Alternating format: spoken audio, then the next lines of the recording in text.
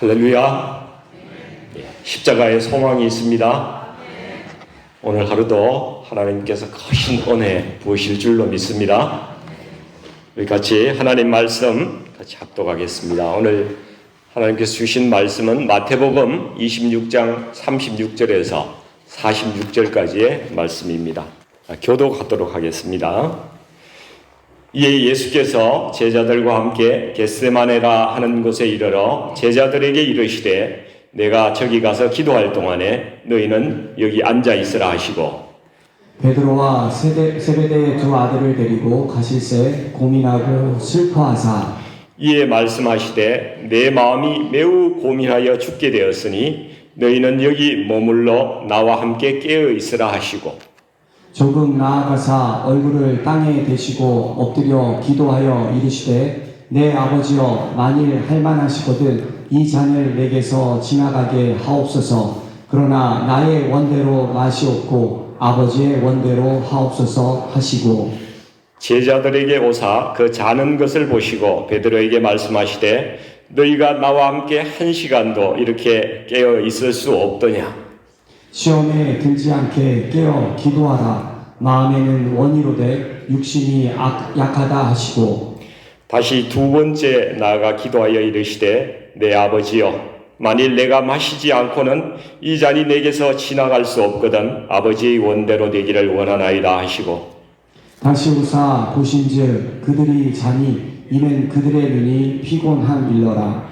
또 그들을 두시고 나아가 세 번째 같은 말씀으로 기도하신 후 이에 제자들에게 오사 이르시되 이제는 자고 쉬라. 보라 때가 가까이 왔으니 인자가 죄인의 손에 팔리느니라. 같이 읽겠습니다. 일어나라 함께 가자. 보라 나를 파는 자가 가까이 왔느니라. 아멘. 네, 우리 주님의 목요일 일정은 유월절 만찬과 또 겟세마네에서의 기도이셨습니다. 근데 우리가 사용하는 이 태양력으로 보면은 목요일 저녁이지만은 원래 유대력으로 보면은 오후 6시부터는 그 다음 날이 진행이 됩니다. 그래서 주의 만찬과 겟세마네 기도는 우리 태양력으로는 목요일 저녁이지만은 사실은 이제 유월절에 시작되는 것입니다. 6시부터는 사실 유월절로 들어가는 것이기 때문에 유월절에 있었던 일이라고 이렇게 보시면 되겠습니다. 이제 본문의 상황은 우리 주님과 제자들이 유월절 만찬을 마치시고 이 감람산 겟세마네 동산으로 옮겨가서 가롯 유다는 만찬 중에 자리를 떠나서 성전에 가서 이제 군사들을 데리러 가 있는 그러한 상태이고 주님은 겟세마네 동산에서 피와 땀과 눈물로 이제 기도하시는 그러한 장면입니다. 이때 제자들은 무엇을 하고 있습니까? 유월절 만찬을 아주 맛있게 먹고 또 포도주도 마시고 배가 부르니까 주님 기도하시는 동안에 이들은 자고 있었습니다. 주님은 유월절 만찬을 통해서 이 그리스도의 피를 통해서 죄사함을 얻게 하는 그러한 새 언약을 십자가에서 세우실 것을 말씀하고 있습니다. 마태복음 26장 28절 말씀을 같이 한번 보시겠습니다. 같이 한번 읽어보실까요? 이것은 죄사함을 얻게 하려고 많은 사람을 위하여 흘리는 바 나의 피 곧 언약의 피니라. 여러분 피 흘림이 없으면 사함이 없다고 히브리서 9장 22절에서 말씀하고 계십니다. 여러분 레위기 1장에 보면은 이제 성전에서 제물을 드리는 그 제사법에 대해서 쭉 설명이 나오고 있는데요. 속죄를 받고자 하는 자가 이제 속죄의 제물을 끌고 성전으로 갑니다. 그리고 제물을 그 제단 뿔에 이렇게 번제단 4군데 뿔이 있습니다. 그 뿔에다가 제물을 묶습니다. 그리고 속죄하고자 하는 사람이 그 손을 그 제물의 머리에 이렇게 올리는 것입니다. 이렇게 안수하면서 내 죄를 이 제물에게 전가합니다. 이렇게 이제 모든 죄를 그 동물에게 전가하죠. 그리고 제단불에 묶인 제물을 죽이게 되는데요. 그 죽이는 것은 누가 할까요? 제사장이 할까요? 아닙니다. 본인이 속죄하고자 하는 자가 본인이 그 제물을 죽이게 됩니다. 자기의 죄를 자기가 찌르는 것입니다. 이 죄를 전가받은 제물이 단칼에 죽을까요? 이 동물의 급소는 몇 가지가 있는데요. 이 미간에도 있고 인중에 있고 그 다음에 이 목덜미 이런 데 급소가 있습니다. 그러나 해보지 않은 사람은 이거 찌르는 거 쉽지 않습니다. 정확하게 찌를 수도 없어요. 막 찔러도 그냥 동물이 난리가 나죠. 한 번 찔러서 절대 죽지 않습니다. 죄가 한 번만에 없어질까요? 절대 그렇지 않습니다. 온 군데 찌르고 실패하고 찌르고 수십 번을 찌르고 찔러야 제물이 드디어 썰어집니다.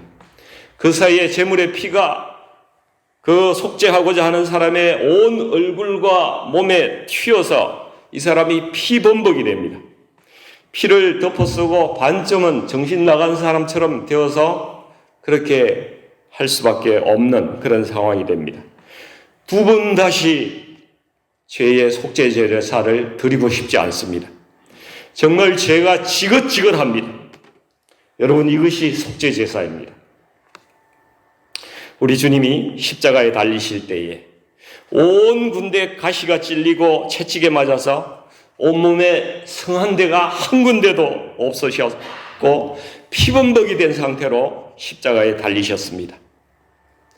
주님께서 십자가에서 제사함을 얻게 하려고 모든 사람을 위하여 흘리신 이 속죄의 피, 이 언약의 피는 바로 이런 피 흘림이셨습니다.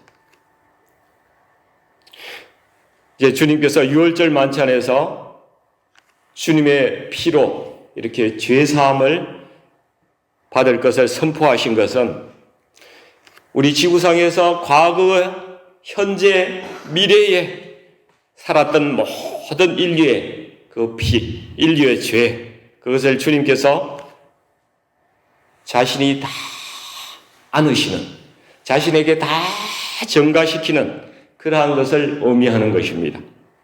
주님의 몸은 이제 장대에 달리신 그 노뱀과 같은 존재가 된 것입니다. 이 노뱀은 장대에 달려서 저주를 받았지만은 그것을 쳐다본 사람은 다 살게 되는 그러한 능력이 바로 십자가에서 나타나는 것입니다. 유월절 만찬을 마친 후에 제자들은 유월절 어린 양 제물 대신 이 예수, 인류의 죄를 다 그 몸에 짊어지신 예수, 그분과 함께 감람산으로 나아갑니다. 마태복음 26장 30절을 보시겠습니다. 같이 한번 읽어볼게요. 이에 그들이 찬미하고 감람산으로 나아가니라. 제자들이 이때 무슨 노래를 불렀을까요? 바로 유월절에 부르는 시편입니다. 시편 118편 27절에서 29절 말씀을 한번 같이 읽어보시겠습니다. 여호와는 하나님이시라. 그가 우리에게 빛을 비추셨으니 밧줄로 절기 제물을 제단불에 멜지어다.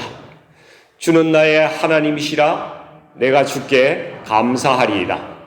주는 나의 하나님이시라. 내가 주를 높이리이다. 여호와께 감사하라. 그는 선하시며 그의 인자하심이 영원함이로다.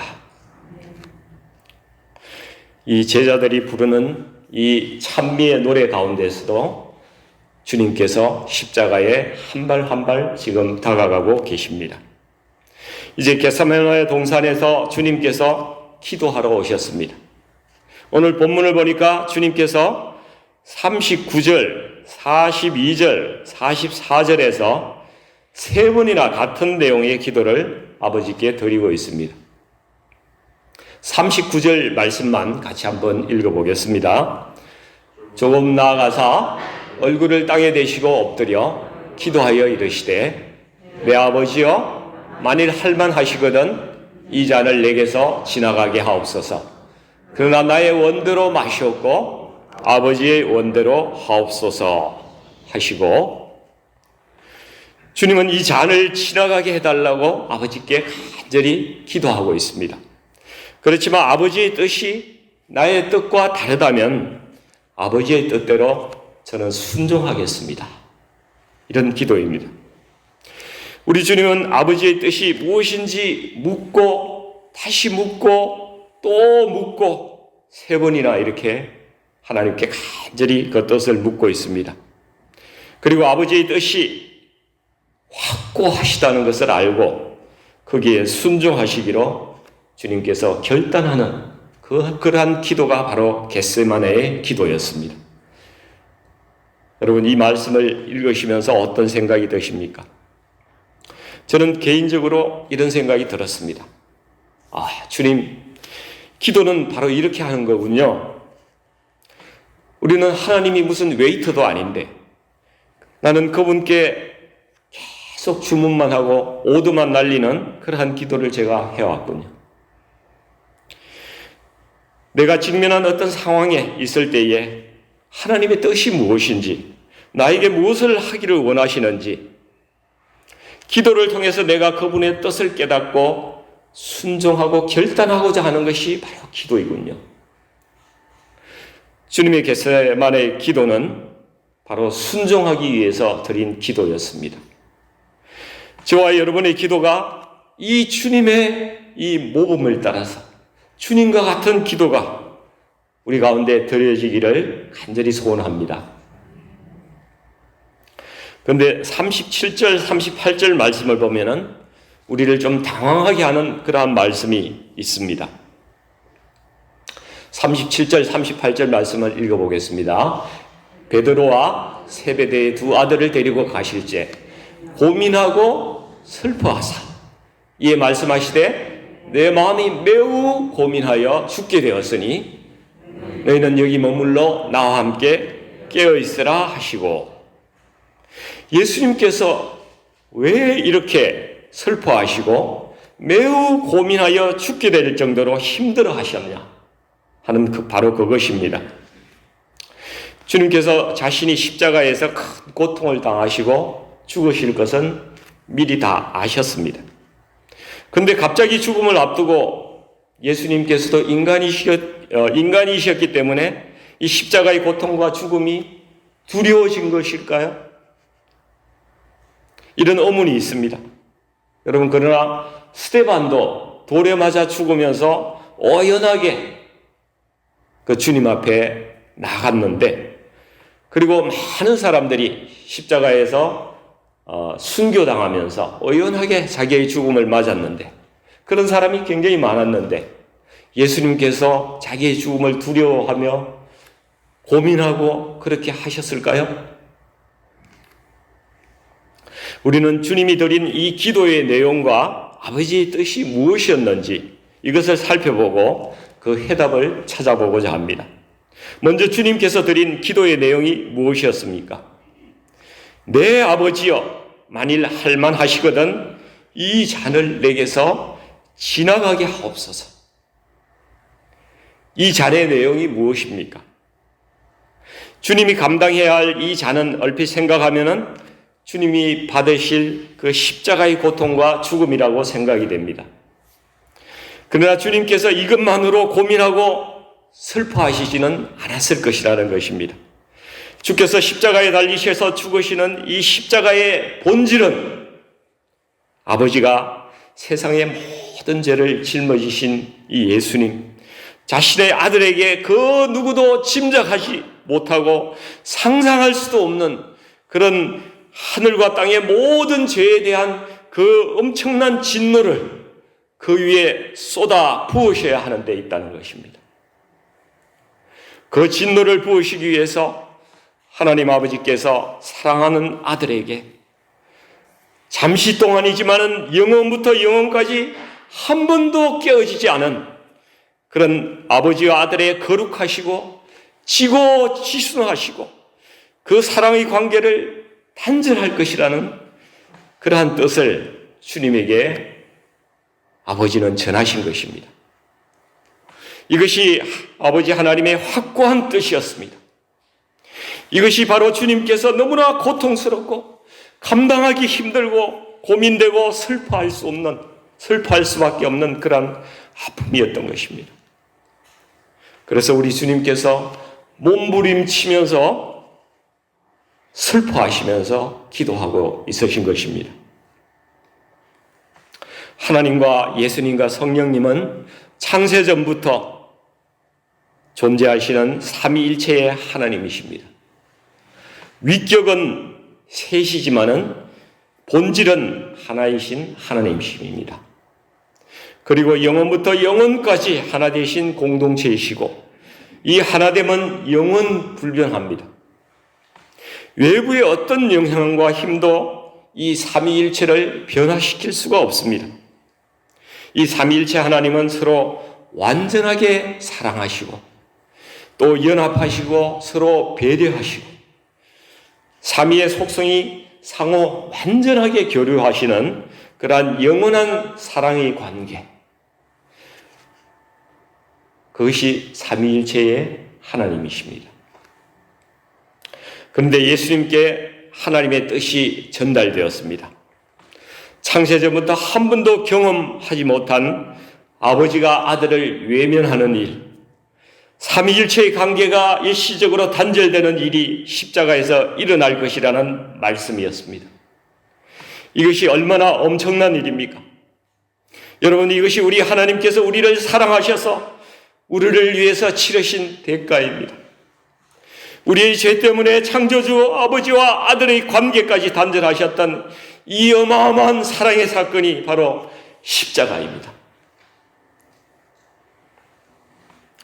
예수님의 겟세마네 기도는 이런 고통의 기도였지만은 결국은 우리 주님께서 순종하시기 위한 기도였습니다.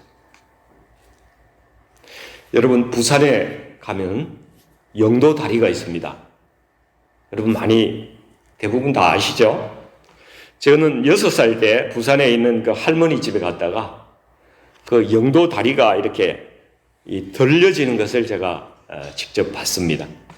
하루에 아마 2번씩 밑에 배가 지나갈 때 들리는 그러한 다리인데 지금은 있는지 모르겠습니다. 이게 전국적으로 유명해서 다리가 이게 들릴 때는 사람들이 막 구경을 와서 이렇게 같이 구경하던 그런 기억이 있었습니다. 근데 미국에도 이런 것이 있었던 것 같습니다. 1937년에 어느 여름날에 미국의 멤피스에서 있었던 일입니다.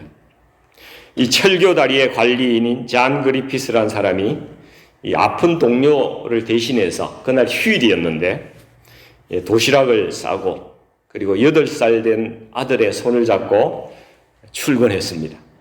그리고 그 미시시피 강에 배가 이렇게 다리 밑으로 지나갈 때면은 그 다리를 철교인데 그것을 들어 올려야 됐습니다. 그래서 다리를 이렇게 들어 올린 다음에 아들하고 이제 점심때에 관망대에서 점심을 먹고 있었습니다. 근데 얼마 지나지 않아서 갑자기 기차에 기적 소리가 들려옵니다. 멤피스행 특급 열차인데 승객이 400명이 타고 있었습니다. 이 잔 그리피스라는 사람이 이 기차가 지나갈 수 있도록 다리를 연결시키려고 관제탑으로 막 뛰어갑니다. 근데 그가 관제탑으로 내려간 사이에 이 아들이, 이 그레그라는 아들이 있었는데 이 그레그가 호기심이 많아요. 그러다가 이렇게 다니다가 그 밑으로 다리를 들어 올리는 그 톱니바퀴 있는데 그쪽에 떨어져서 그 기아의 옷이 찔려가지고 끼어가지고 나오지를 못하고 있습니다. 너무나 절박한 상황입니다. 저 앞에는 400명을 태운 그 기차가 달려오는데 다리 아래쪽에는 사랑하는 그 아들이 몸부림을 치면서 아빠 살려달라고 그렇게 외치고 있습니다. 이 사람이 갈등을 합니다. 기차가 안전하게 지나가도록 다리를 내리면은 아들이 거기서 끼어서 죽게 되는 상황입니다. 반대로 아들을 살리려고 스위치를 넣지 않으면은 이 이렇게 서 있는 다리에 기차가 와서 부딪힐 겁니다. 그리고 그 400명이 기차가 탈선하면서 미시시피 강물로 처박혀서 다 죽게 되는 그러한 사고가 일어나는 극적인 그러한 순간입니다. 이 잔 그리피스가 고민하다가 긴박한 가운데서도 결국 그 스위치를 밀어 넣었습니다. 다리는 연결되고 열차는 안전하게 지나갔습니다. 그러나 사랑하는 아들은 몸이 다 어스러져서 죽고 말았습니다. 잔 그리피스가 눈물을 머금고 얼굴을 들고 그 지나가는 그 열차의 차창을 바라봅니다. 방금 여기서 무슨 일이 일어났는지 아무것도 모르는 그 사람들이 신문을 읽고 차에서 잡담을 하고 커피를 우아하게 마시면서 또 어떤 사람은 차창에 기대어서 낮잠을 자면서 그렇게 기차는 무심하게 지나가고 있습니다. 잔 그리피스가 아들이 죽은 그 슬픔에 가슴이 터질 것 같은데 아무 일도 없었던 것처럼 그 지나가는 기차를 보고 그냥 속이 너무 뒤집힙니다. 그래서 소리를 지릅니다. 여보시오, 여보시오들, 당신들을 위해서 나는 내 아들을 바쳤어. 그런데 당신들은 어찌 이렇게 무심하단 말이야. 여러분, 오늘 겟세마네 기도에서 예수님께서 몸부림치면서 기도하고 있는 그 동안에 제자들은 무슨 일이 일어나고 있는지 아무것도 모르고 자고 있었습니다. 아버지가 아들을 죽이는 그 스위치를 넣을 것이라고, 죄에 대한 진노를 아들에게 십자가에서 퍼부을 것이라고 그 확고한 뜻을 아들에게 전하고 있는데 아들이 몸부림치며 고민하고 번민하고 슬퍼하면서 혼자 고독하게 그리고 처절하게 순종의 기도를 드리는 그 순간에도 제자들은 자고 있었습니다. 여러분, 이것이 우리의 모습입니다. 여러분, 이것이 지금 우리의 모습입니다.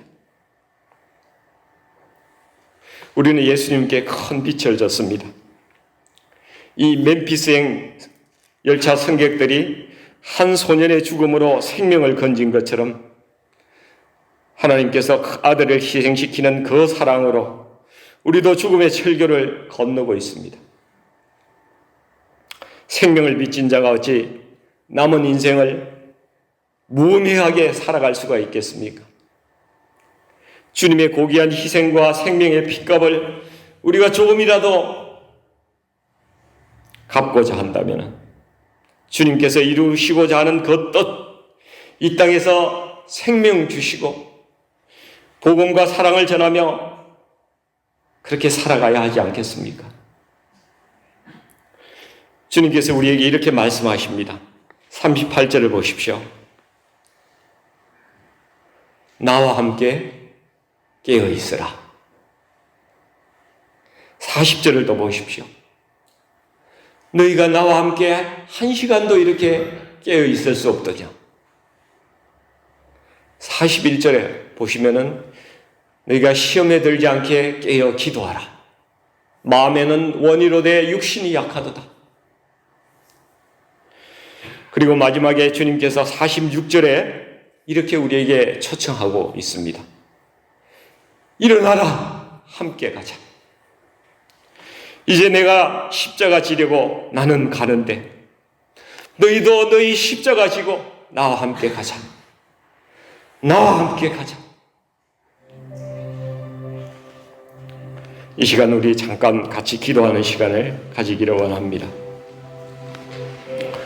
열차 승객들을 살리기 위해서 눈에 넣어도 아깝지 않은 8살 된 아들을 자기 손으로 희생시킨 아버지의 마음이 어땠을지 우리가 짐작이나 할 수 있겠습니까? 나에게 생명 주시려고 사랑하는 자신의 독생자 아들을 향해서 그 처절한 진노를 쏟으신 아버지의 아픔을 우리가 다 알 수 있겠습니까? 사랑하는 아버지가 온 땅에 칠흑 같은 어둠을 임하게 하시고 그 가운데서 그 어둠 가운데서 죄에 대한 진노를 쏟아 부으실 때에 십자가에 달려서 그 엄청난 진노의 잔을 나를 대신해서 받으신 우리 주님의 그 처절한 고통, 우리를 향하신 그 사랑을 생각해 보십시오. 우리를 위하여 이 큰 십자가의 사랑이 부어졌습니다. 이 사랑을 우리가 알면서도 내가 지금 어떻게 살아가고 있습니까? 주께서 십자가를 지러 가시면서 우리에게 말씀하셨습니다. 일어나라, 함께 가자. 주님, 저도 이제부터 주님의 사랑을 이 땅에 전하며 주님의 사랑을 실천하며 살아가겠습니다. 주님, 감사합니다.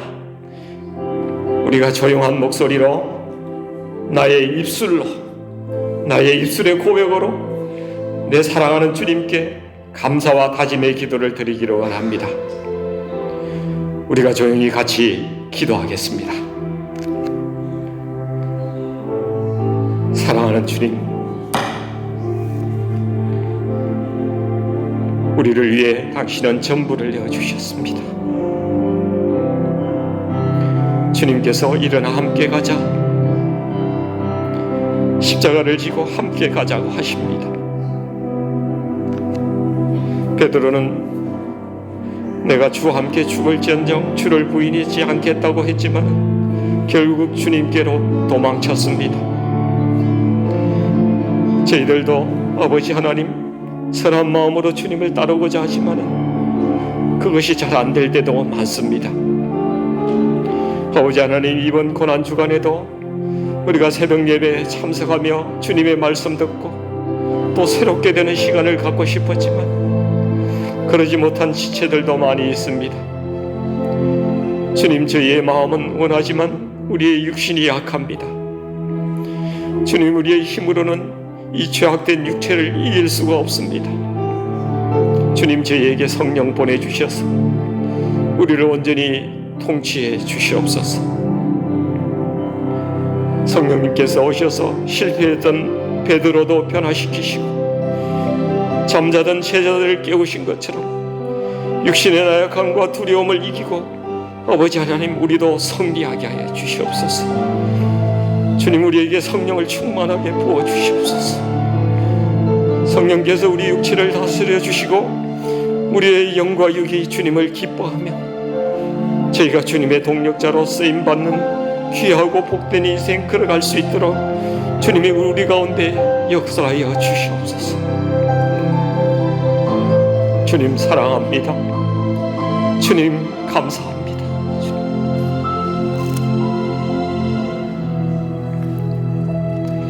사랑하는 아버지, 독생자 아들의 생명을 주시면서까지 우리를 사랑하신 아버지, 감사합니다. 아버지, 우리의 언어가 너무 짧고 우리의 생각이 너무나 작아서 우리는 그 감사를, 하나님의 사랑을 다 표현할 수도 없습니다. 하늘을 두루마리 삼고 바다를 먹물 삼아도 주님의 사랑과 그 크신 은혜를 다 표현할 수가 없습니다. 사랑하는 아버지, 그러나 우리는 우리 삶을 언제나 먼저 하고 하나님의 사랑을 너무나 당연시하며 그렇게 무심하게 살아왔습니다. 눈물도 없고 감사도 없고 메마른 우리의 마음을 주님 어찌하면 좋습니까?